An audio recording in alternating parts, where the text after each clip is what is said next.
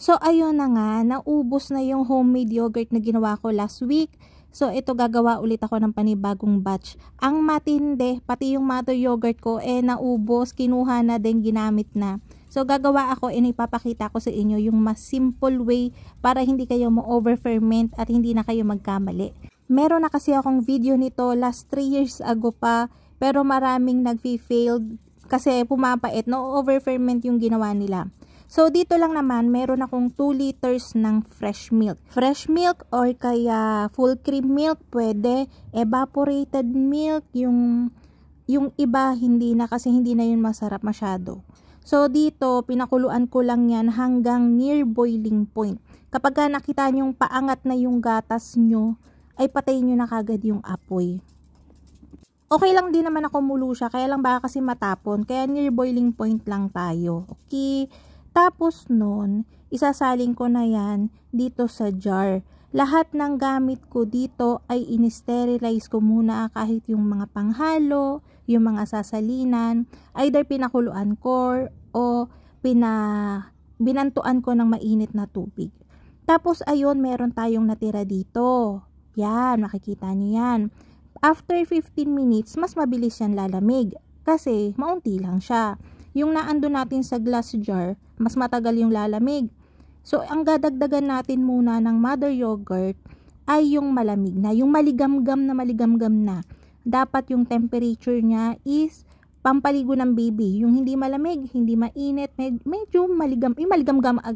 Siguro naman, gets nyo na yun. Nahirapan mag-explain kasi importante doon na hindi mainit yung pagsasalinan nyo nitong mother yogurt natin kasi mababatay yung mga bacteria niyan, yung mga good bacteria ng yogurt natin kapag hinalo mo siya sa mainit. Tapos, etong yogurt na to, ito lang kasi yung plain sa groceries. Hindi naman ganito kadami yung kailangan nyo, konti lang. Tapos yun, isasali na natin yan doon sa maligamgam na nagatas. Tapos, sahaluin natin. And then, i-rest ko lang to ng mga nasa 3 hours. After 3 hours kasi kaunti lang to, mas mabilis siyang magiging yogurt. Unlike dun sa ginawa natin 3 years ago, mas mabilis yung process nito. Hindi ka mag-iintay ng mga ilang oras, mga 10 oras, ganun, para siya maging yogurt. Pero, hindi ko na naipakita dito sa video na after 1.5 hours, sinalinan ko siya nitong maligamgam pa na gatas. Para bumaba ulit yung temperature, maging maligamgam ulit yung ating tong mixture natin na sinalina natin ng mother yogurt, mas mabilis yung pagkalat ng good bacteria. Mas magiging mabilis na maging yogurt siya. So, makikita nyo mamaya, nabawasan yung gatas natin. Tinakloban ko lang to, pero may singawan pa din, para hindi masira yung gatas natin. Tapos, yun na. Hintay lang tayo ng 3 hours. Ayan. After 3 hours, hindi pa rin ganun kalamig. Yung ating maligamgam pa rin yung marami nating gatas na yan. Makikita nyo yan. Pero bawas na siya kasi nga sinalin ko nga yung kaunti dito para maging maligamgam siya. Kanina kasi malapot na to. Ngayon naging runny siya ulit na kaunti kasi nga dinagdagan natin. Pero mas mabilis magiging malapot dyan yung nasa gilid. Try nyong iswipe yung nasa gilid, yung malapit dun sa bowl. Tapos yun yung mas malapot. And mararamdaman nyo na yogurt na siya. Syempre, mas malapot na nga siya ng kaunti. Paulit-ulit yung malapot.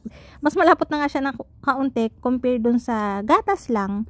And tikman nyo din. Pero make sure na sterilize, tsaka wag nyo i-contaminate. Tikman nyo din. Lasang-lasang yogurt na siya. Pero hindi dapat mapaita kasi once na pumait yung yogurt na ginagawa nyo, ibig sabihin, na-over na yan. Na-over na kayo dun sa fermentation nyo. Tapos ayun, bago ko isalin yung gatas natin na madami, tinest ko ulit yan. Baka kasi sobrang init pa din. So, mamamatay yung yogurt natin. Kung itatanong nyo kung saan namin to ginagamit, yung asawa ko kasi lately, nito lang, nagbabalik alindog. So, ang ginagawa niya, hindi na siya nagra-rice, lagi na lang siyang oatmeal, tapos salad-salad. So, ito yung ginagamit naming dressing, tsaka sa overnight oats. Kasi aminin nyo yan, ang mahal-mahal ng yogurt. So, ito, ang laki na natitipid ko. Yan, pagkahalo natin nung natitira nating milk, haluin nyo ng bonggang-bongga para siguradong kalat na yung naging yogurt natin. And yung fermentation yan, sarap na natin gagawin. So, ayan, meron na ako ditong mga jars. pagsasalina natin. Mas maganda kung isang jar lang lahat to para mas mabilis. Pero dahil hindi nakakasya sa fridge, ito na lang, hinati ko na lang siya sa dalawa. Magiging okay na to, malapot na to after 24 hours. Pagka hindi pa, maghintay hanggang 36 hours sa fridge and magiging okay yan, promise. Basta sundan nyo lahat ng process na ginawa natin. Okay? And this way, hindi na nga kayo ma-overferment, hindi napapait yung yogurt na ginagawa nyo. Kadalasan kasi yun yung sumbong sa akin sa mga messages sa akin na nagtry ng yogurt. Pumait kasi nga baka mainit sa kanila and then mahaba yung fermentation natin nun kasi nung film ko yung video na yun, malamig nung time na yun and gabi pa. Tapos, pagka naging yogurt na siya, ito rin yung ginagawa kong cream cheese. Sasalain nyo lang siya ng cheesecloth and may cream cheese na kayo. Kapag ka hindi pa to yogurt, hindi ko siya tinatakpan pa and maligamgam pa kasi ito ng kaunti. Hindi ko pa siya tinatakpan talaga ng buo. May pasingawan pa rin yan para hindi masira yung gatas natin. Tapos yung sinaling ko to sa maliit na jar na to, eto na yung magiging mother yogurt natin para next time, hindi na ako bibili ng panibagong sa grocery, panibagong yogurt sa grocery. Ito na lang yung gagamitin ko, iahalo ko. So ayan, ilalagay ko na yan sa ref and hintayin na lang tayo hanggang maging yogurt na yan. Okay? Sana hindi nila tirahin din yung mother yogurt ko kasi sayang naman, bibili na naman ng bibili. So yun lang, sana natuto kayo. Bye bye!